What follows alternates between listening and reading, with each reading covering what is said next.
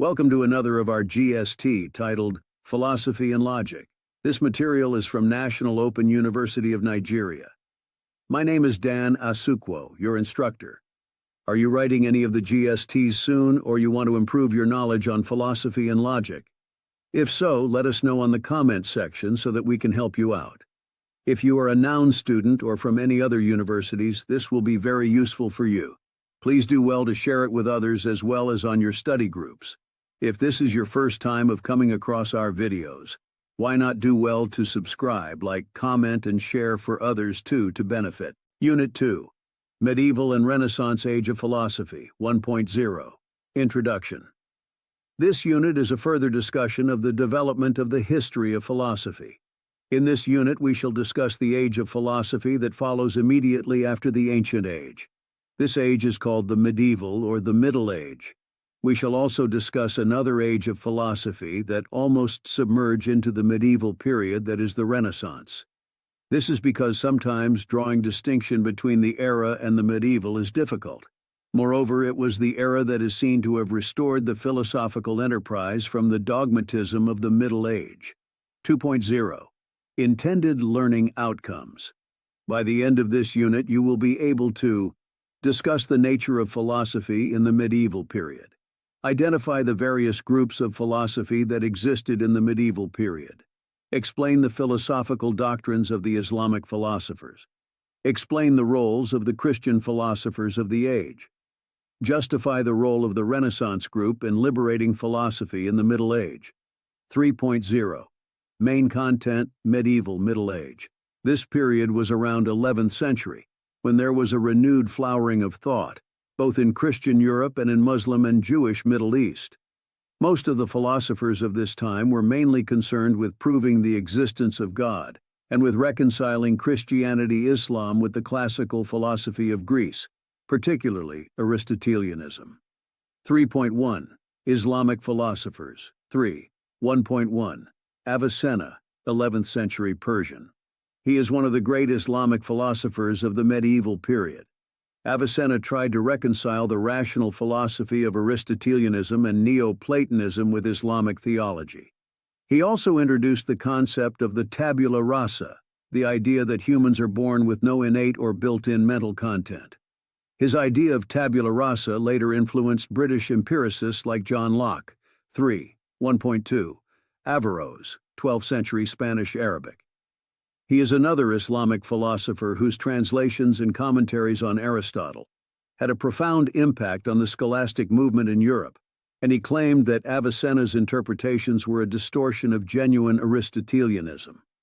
It is important to state here also that the Jewish philosopher Maimonides also attempted the same reconciliation of Aristotle with the Hebrew Scriptures around the same time. 3.2. Christian philosophers. Before we discuss these Christian philosophers, perhaps it should be mentioned here that the medieval Christian philosophers were all part of a movement called scholasticism, which tried to combine logic, metaphysics, epistemology, and semantics, the theory of meaning, into one discipline, and to reconcile the philosophy of the ancient classical philosophers, particularly Aristotle, with Christian theology. Also, you need to understand the scholastic method as a method that thoroughly and critically read the works of renowned scholars, note down any disagreements and points of contention, and then resolve them using formal logic and analysis of language. 3.21. St. Augustine. He hailed from Tagaste in North Africa. He was the first philosopher who introduced the problem of evil in the world of utmost importance. To him, since God created all things and God is infinitely good, how then do we explain the existence of evil in a world that a good God created? This problem to Augustine possesses serious problem to the existence of God, who is said to be good, kind, powerful, and the creator of all things. He knew for his concept of time, which he believed to be an elusive concept. Thus, to him, although we talk about past, present, and future, neither the past nor the future really exists, for the past is gone and the future is not yet, and the present is only a passing moment. He is also known for his idea that the concept of truth and God in some sense are within man, but since God is internal, he also transcends man. His proof for the existence of God is that since every effect has a cause, The universe as an effect must have a cause. This cause must be God. Also, he argued that the universal conviction of mankind that God exists is proof of God's existence. If God does not exist, how did the whole human race become convinced of his existence? 2.2. Saint Anselm. He is best known as the originator of the ontological argument for the existence of God by abstract reasoning alone. Saint Anselm is often regarded as the first of the scholastics. Another member of the scholastic is Saint Thomas Aquinas. He is also known for his 5 rational proofs for the existence of God and his definition of the cardinal virtues and the theological virtues. He is generally considered the greatest, and certainly had the greatest influence on the theology of the Catholic Church. Other important members of the scholastics includes Peter Abelard, Albertus Magnus, John Duns Scotus, and William of Ockham. Each of them contributed slight variations to the same general beliefs. For instance, Abelard introduced the doctrine of limbo for unbaptized babies. Scotus rejected the distinction between essence and existence that Aquinas had insisted on. Occam introduced the important methodological principle known as Occam's razor, that one should not multiply arguments beyond the necessary, etc.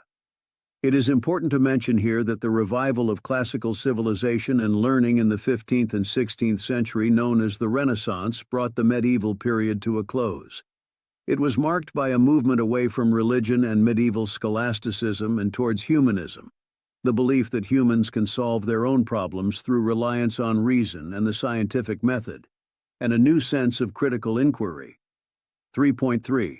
Renaissance Age.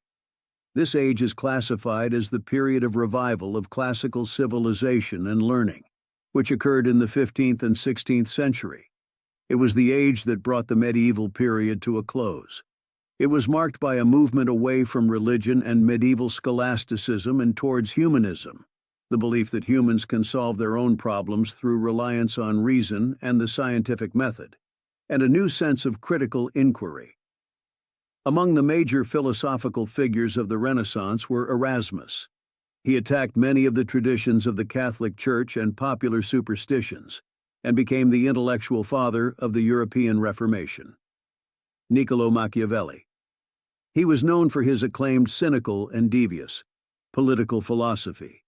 His political ideas have become notorious and have remained controversial among scholars. Thomas More.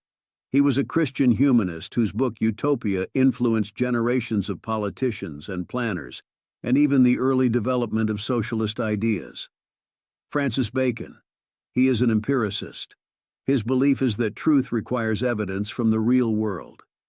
His application of inductive reasoning, generalizations based on individual instances, were both influential in the development of modern scientific methodology. 4.0. Conclusion. From the above discussion, it could be said that in the Middle Age, philosophy was made to be subservient to religion. The philosophers of the age were predominantly religious fathers who employed philosophy to teach religious doctrine. However, the Renaissance philosopher was those who delivered philosophy from the aprons of the religious father to which it was tied. They gave philosophy its freedom and make rationality its basis. 5.0. Summary. To get the best of this unit, you may need to repay it again. Also drop a comment on the comment section stating the important lesson learnt.